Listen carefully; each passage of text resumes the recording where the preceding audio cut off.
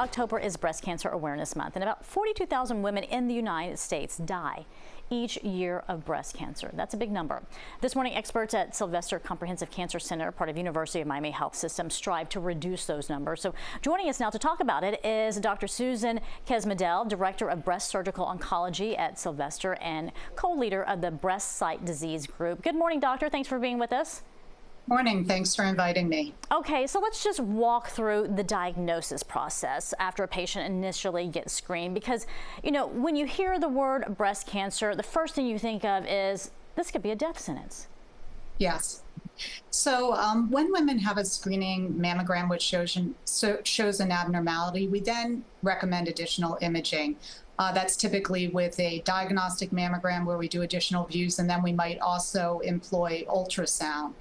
And then if we still see an abnormality and we get a biopsy which shows a breast cancer, then we begin the process of developing a treatment plan for that patient. And typically the patient will see a surgeon and will decide what else needs to be done. It's important to note that we have a lot of new screening modalities. We have 3D mammograms, which help with diagnosis, contrast mammograms, breast MRIs.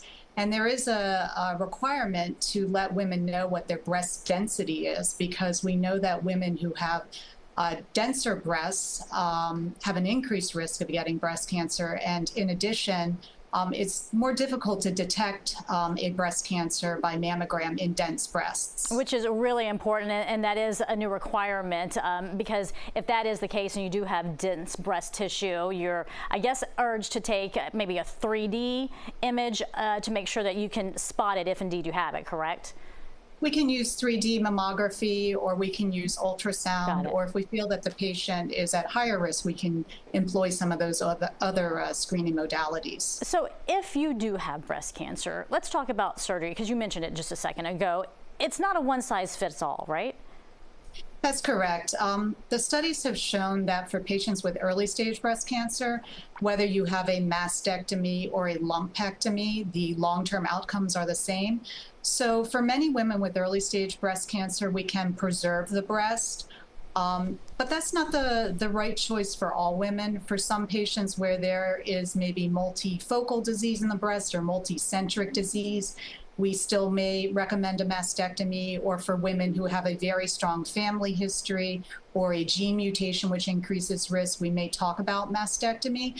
But there's also the personal choice of the patient that needs to be considered, and we try to incorporate that into the decision-making for the surgical approach. And quickly, let's talk about history, because that's really important here, because we've seen a lot of people who see those markers in the history and they decide just to go for the full mastectomy.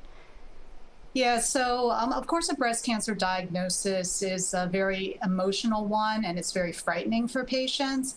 And so I think many women come in initially just saying, I want a mastectomy. It is important to know your family history, because we know in women with a family history of breast cancer, they are at an increased risk of breast cancer. And in those patients, we might actually start screening earlier and also utilize different screening modalities. Yes, it is key to get your screenings, get them early, and if there is detection, the sooner the better. Doctor, thank you so much for your time and information today. Thank you very much. Have a good day.